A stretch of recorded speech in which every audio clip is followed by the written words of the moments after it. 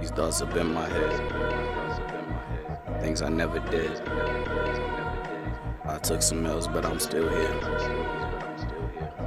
I got these thoughts up in my head. I toss and turn about some things I never said. I got regrets about some things I never did. I took some risks and took some L's, but I'm still here. And I know. Yo, what's going on, everybody? Welcome back to another episode of the Overthinking Thoughts Pod. I'm your host, Ed, and as always, journey with me as we pursue greatness in a world full of chaos. Welcome back. I had to take a week off. I had to get myself together, man. My mind was crazy. I was exhausted. Anxiety was running wild, so I had to give my body the time to rest. But I'm back now, so hopefully, things are going better for you. I hope that your week was well. I hope that you have been progressive in things that you're doing. I know the end of the year is coming up. Holidays are here. That could be very crazy, stressful times, but I pray and hope that you find moments of relaxation, moments of peace, moments of happiness, whether that is just through self-care, being able to rest on your own, or being around family, whatever it is that you do that makes you happy. Make sure you do that, okay? Shout out to everybody that's new, to all those that are returning. As always, at this podcast, we are trying to pursue greatness in a world full of chaos. There's so much that's going on in the world. We're trying to do our best to not overthink, not be anxious, not worry, but to just live life and take it one day at a time. So I hope that you gain something from these podcasts. Please note, as a disclaimer, I'm not a professional in this. It's just something that I deal with on the daily. And I felt like a podcast would be the best way to talk about these things and get it out there, because I know other people struggle with things too. So there's that. If you want to be a part of the Overthinking Thoughts podcast in the sense of support, feel free to listen to us where we stream, which is on Spotify. We are on Google Podcasts, we're on Apple Podcasts, and of course, you can find the visuals at YouTube. Try to upload there every time we do an episode. And then on social medias, you can find me over on Instagram at OverthinkingThoughtsPod, and you can also find me over on TikTok at OverthinkingThoughtsPod. Same handles and all that good stuff. So shout out to all the new followers over at TikTok. Definitely appreciate y'all. And to the new followers at Instagram, welcome. I hope that you gain something from the videos, the short clips and things, and then you come over, visit the podcast, and subscribe on the YouTube channel, which that is on YouTube and streaming platforms. It's Overthinking Thoughts Podcast. So, you'll find it. It's the one with the head questions and all that good stuff. So, that might be it. So, to kind of recap, things have been crazy. Not crazy, but just a lot has been happening the past couple weeks between work, personal life, family, all that stuff. And it just got to the point where I found myself feeling like I was under attack, if that makes sense. Like, and what I mean by under attack is more mental than anything. Like, a lot of the stuff that I was thinking about, like stuff that I would never, how can I phrase it? Stuff that I used to worry about that I was working on getting better, started to kind of resurface. Certain things were triggering, certain things were just stuff that I didn't want to do it. And then there's other stuff where I was just chilling, minding my business. I'm at home, I'm watching basketball, everything's fine, and my anxiety would just flare up. And when my anxiety flares up, I get like weird, like I get tired really easily. My head starts to bother me a little bit, my chest starts to bother me a little bit. And I feel like there's nothing I can do. And it bothers me to the point where, like, I remember telling my counselor at the time, I was like, I just try not to think about it, to the point where I just wish it would go away. And right now I realize that's something in life that I have, that I deal with, and I have to just face it daily. And I know it's not my favorite thing, but at the same time, it's something that is a part of what I have to deal with in life. It doesn't define me, and it doesn't define you if it's something that you deal with as well. It's just something that I have. It's here, so I have to figure out how to monitor that. My son goes through the same thing, so it's like having to be a good example for him while dealing with it at the same time can be wild from time to time, because I don't always handle it the right way. Sometimes I lash out, I get frustrated, I'm irritated, I'm angry. Like, there's just so many different factors. So I was trying to think about, like, ways to combat, or how to, like, overcome it and just do the best that that it can. Like it's one of those things that there's no explanation for it. I think the best way that I've heard about anxiety was somebody had wrote, it was like a meme or a picture or something. It was like anxiety is like when you hear the theme music, like the final boss music that's coming on, but they never show up. And it's like you anticipating something to happen that like never happens.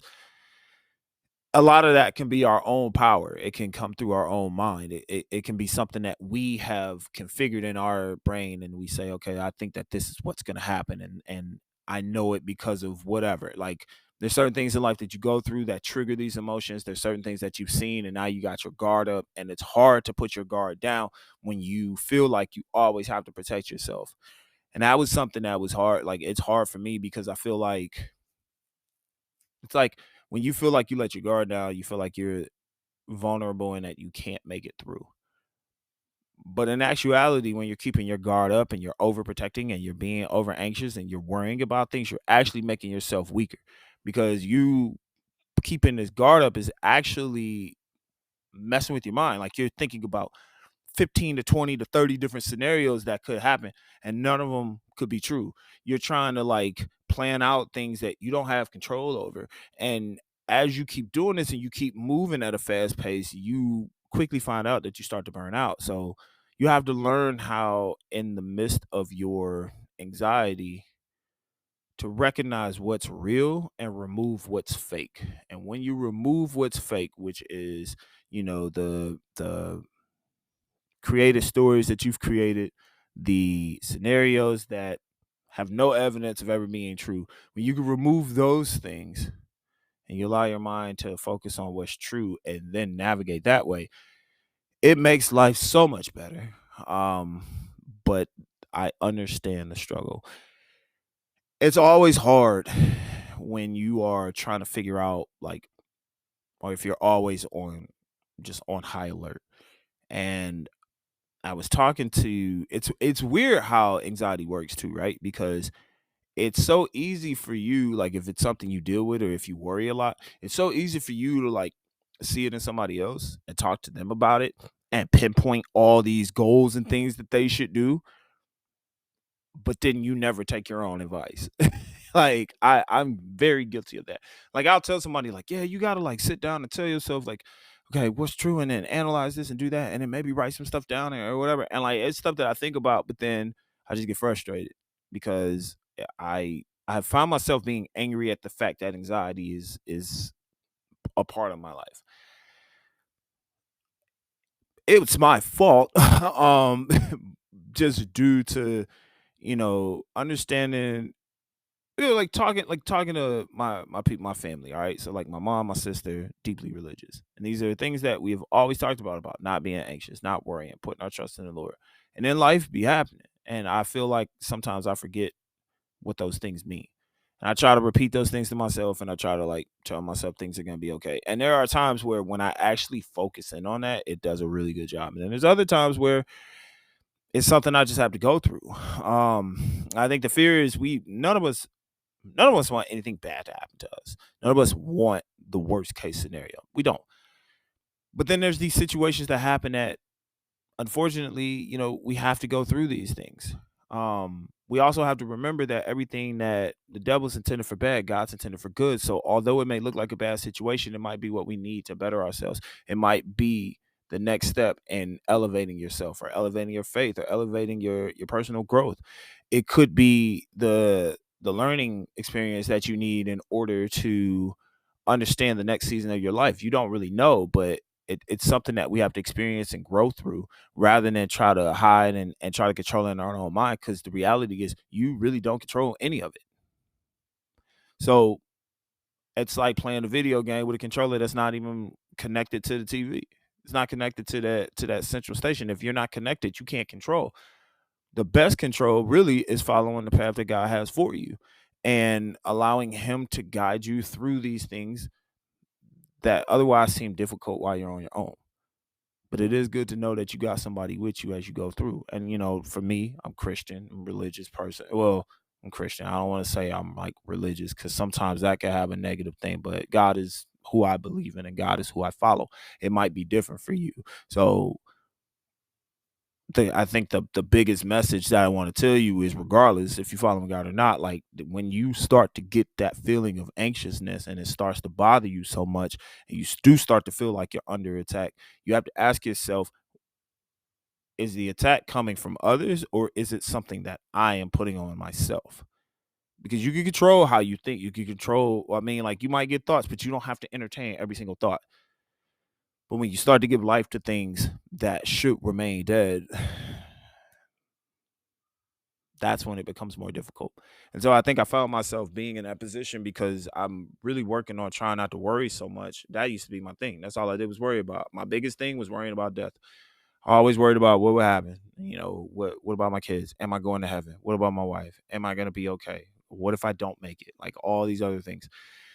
And then that made me think, like, with everything that's happened, we're coming up soon on the anniversary of my player that I coach, Sereno Foster. We're coming up on anniversary of his death. And that's always hard because it's like I want to know like where he would be, or like how is he making it these days. And I wish he was still here because I know that there's a lot that he could do, and I know that there's a lot that he was going after, and it just didn't work out the way that it was supposed to. God had a different plan, and I think like a lot of what he or being around him kind of like strengthened us to do really well. So it's like all those things played a factor in life, and I wish he was still here to see how people who truly love him and believe in him were growing, right? So it's like you think about those things. I think about, here I am almost in my 40s, and he never got a chance to even see 20. He never saw, he never had a 21st birthday. He's not going to get married. He's not going to be able to be a father. Like those are things that like I have been able to experience. And as much as I wanted for him, unfortunately, life had a different way of seeing things. But it also puts in perspective like the things that I'm anxious about, like worrying about being a father. Am I making the right decisions? Am I helping my kid? Or, am I worried about this? Or what if I do this? Or what if I do that? But I have to remember, like, I'm here right now. So I have to be present in the moment and be grateful for the fact that I am here. And although the things that I wish that he had, he won't experience, it should make me be more appreciative of what I do have. And I should walk closely with my family, and I should take these times, because I also recognize like it could be anybody at any time, anywhere, any place. It doesn't matter. That's why I try to tell us, like, if you're in this position of living and you're still breathing, man, like live your life to the best of your ability and take it one day at a time. Like live in this moment. You can't enjoy, or I told somebody this the other day. I asked them, I said, you like receiving presents and stuff. They were like, yeah. I said, well, how can you enjoy the gift if you never take time to enjoy the present? And what I mean by that is, you could break that down however you want, but the gift is this gift of life that we get. Like it's not guaranteed. It's not something that we can just count on every single day. We don't know. Like you never know. No man knows the final hour, right? So if we have this time, being in the present allows us to have that peace of mind and knowing like I don't know what tomorrow holds. I don't even know what the next 5 minutes holds. But in this moment right here, right now, this is where I'm at. I'm above ground. I'm doing all these different things. I'm able to breathe. I'm able to see things. I should be thankful for this moment, and I shouldn't ignore it. It goes back to when I talk about, the destination and the journey, right? Like being on a journey, it's going to have some tough moments. It's going to have some bumps. It's going to have some moments that you're not prepared for. And it's going to allow you to build yourself up.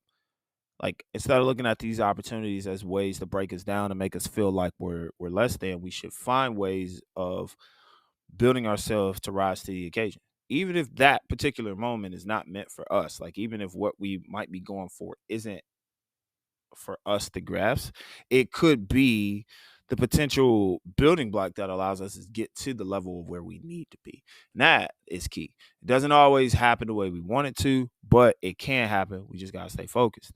But it's also hard when every day you feel like you're constantly worrying about something over and over and over again. you really don't have control of how this life is going to go. The only thing you can do is try your best with each day that you have. You don't necessarily know where life is going to take you. You don't always know what the days are going to hold. And sometimes I feel like if we knew everything that was scripted out, like if we knew every detail of our life, we still wouldn't be happy. Even if you knew you were going to be okay, you still wouldn't be satisfied with how the day went. So it's like, do you really want to know all that stuff, or do you want to see where life takes you? I say take the risk and live life because who knows where you can end up.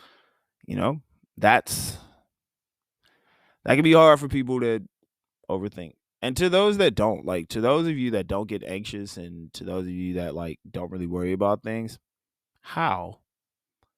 Like I want to know.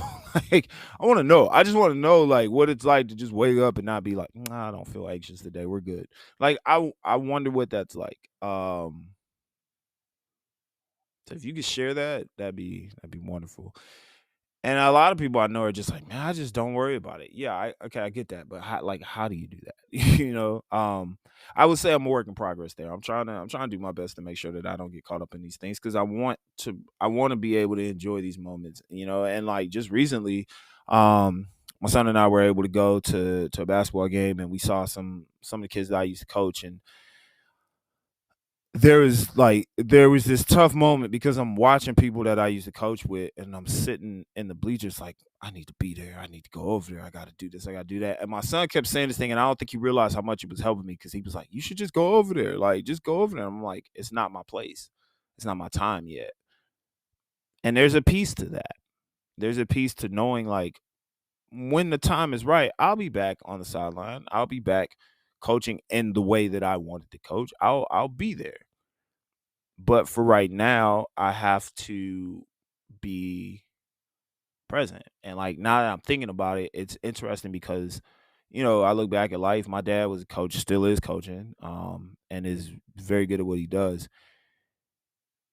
And there's this moment now where like I look back at my life and my parents, I love both my parents. I mean, if you know me, there's no secret they got divorced when I was young. I think I was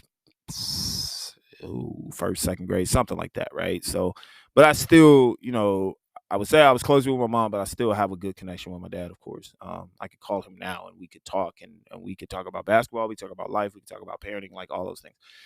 But I think it was difficult during the time because when you're young, I was used to being able to go see both parents and because they were both there. And then it became a little more difficult because as I started to get older, obviously there were things that I was doing like from basketball practices and things. I even played football a little bit.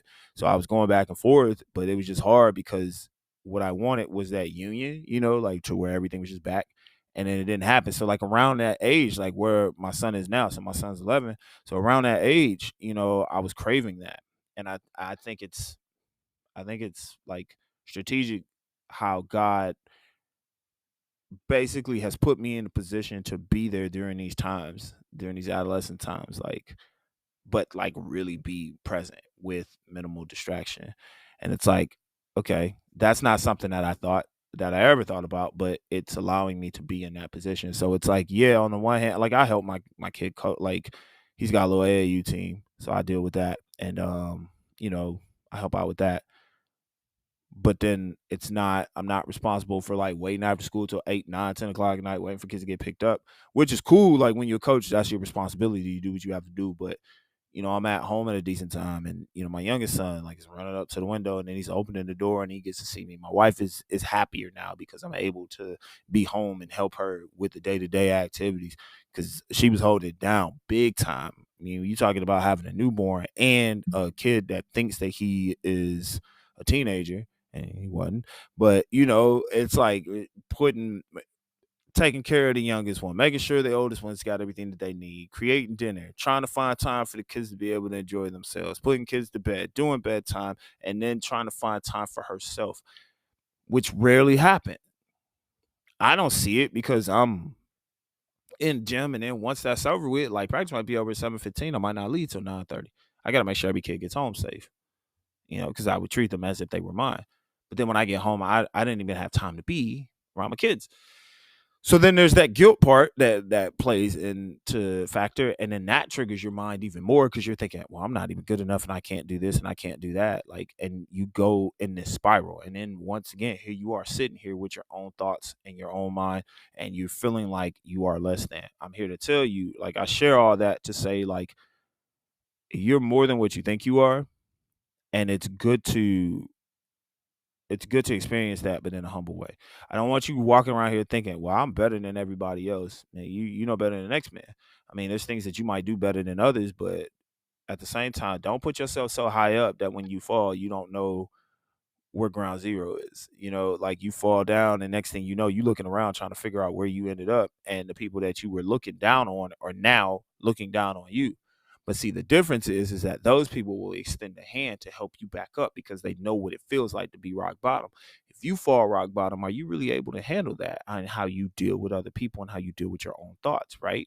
Like, our thoughts can hold us captive. We can be our own worst enemy.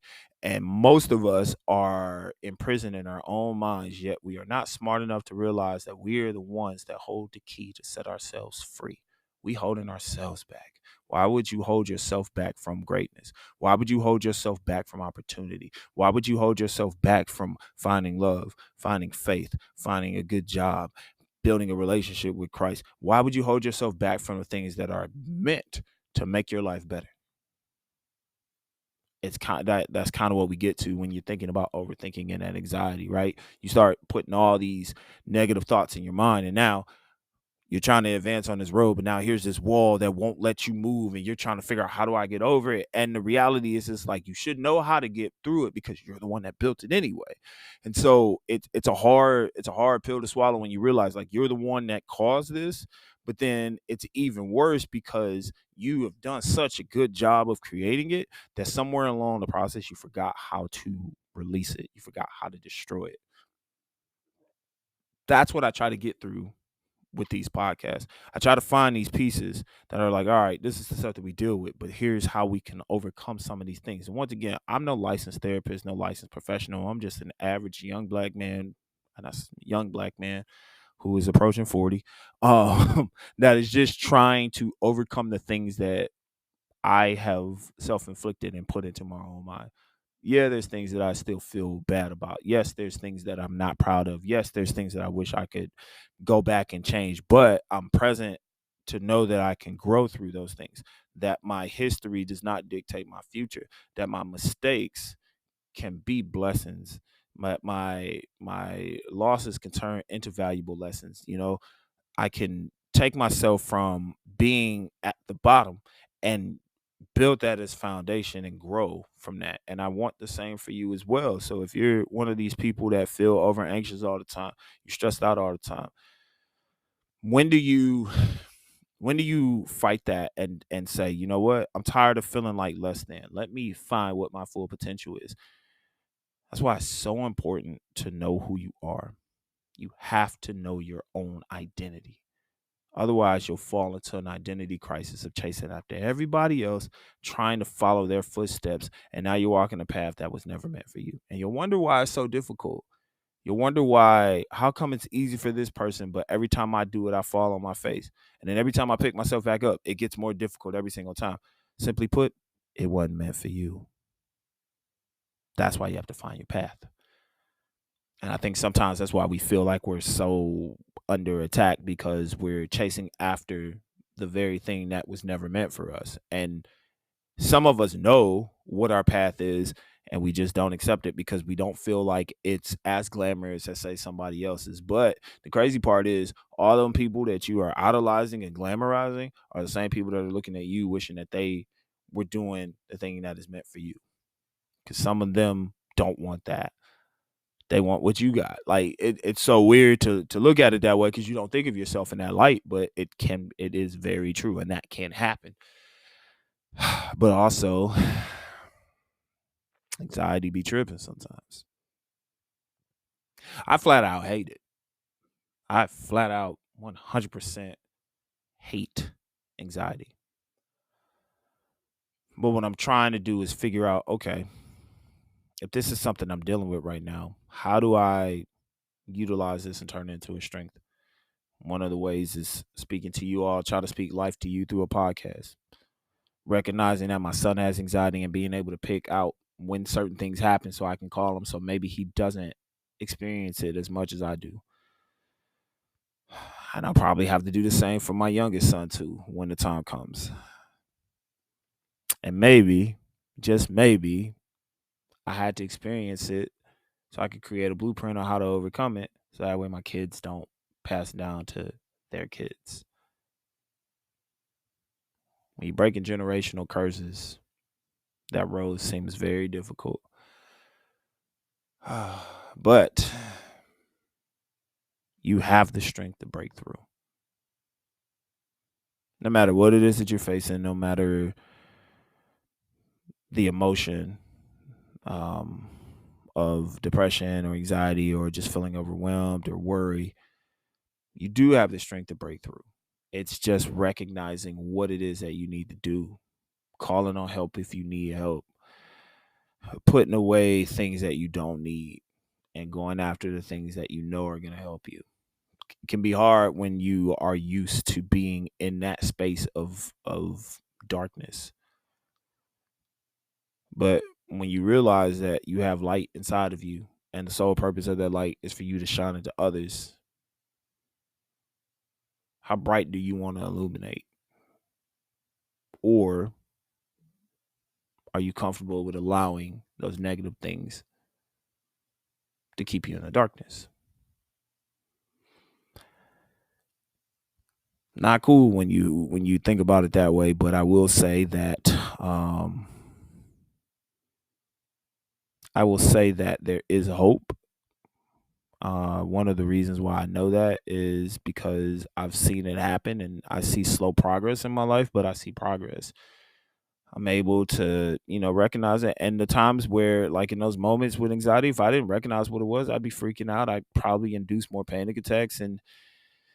But I'm able to shut myself down and say, okay, this is what I need. And then I take care of my body and I allow myself to, feel what I feel. But at the same time, I'm able to also go through that and walk myself through it to the point of where I can get to a state of like, okay, this isn't what I'm dealing with anymore. So that helps, but who knows, man? Like, I don't know why I get so anxious about all these things, and I don't know why there's so much that's happening, but God tells me to not be anxious about anything, but in everything with prayer and petition and thanksgiving, present my request to the Lord so I can do that. I also know that He knows the plans that He has for me. And in those plans, there's plans for me to prosper. You understand? Prosper. So if the plan is for me to prosper, then there's no reason why you and I should be sitting down here, sitting in demise, waiting for doom when it's not meant for us. So with that being said, when you realize you have all these like weapons that are in your favor, well, good weapons, right? Like spiritual armor, good friends, strong faith, all those things. Well, what do we do? What would I say our task is? So our task this week.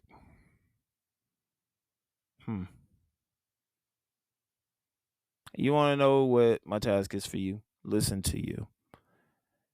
Listen to what your body's saying, listen to what your mind is saying, and eliminate the things that you don't need. If it's negative talk, you know it's negative, get rid of it. If it's doubt, realize that you're strong. It tells you, like we're more than conquerors. So if we can make it through, which is what we're supposed to do, then we will. So we have to build on that. Let's not focus on the things that are meant to destroy or that try to destroy us. Let's focus on the things that can help us build. And listen, if you fall, just stand back up and continue from where you left off. It's not the end of the world. It's not the end of your story. It's just a stepping stone to get to the next step. So embrace that. Live your life to the fullest. Take each day that you get and be thankful for it and live in the moment. Stay present. Stay present. Don't let your mind wander off into next week or weeks after that because we don't know what's guaranteed and we don't know what the day will hold. But what we do know is that you have this moment. And if you have this opportunity, and if you're standing in this space and you're able to do the things that you love to do, or you're able to pursue the things that you love, and if you're able to go after and chase dreams that you know are meant for you, then why would we not be thankful for that? Go do that, all right? I love you. I want the best for you. I believe in you. Now go believe in yourself. It's Overthinking Thoughts Pod. I'm Ed. We out. These thoughts have been in my head. Things I never did. I took some L's, but I'm still here. I got these thoughts up in my head. I toss and turn about some things I never said. I got regrets about some things I never did. I took some risks and took some L's, but I'm still here. And I know.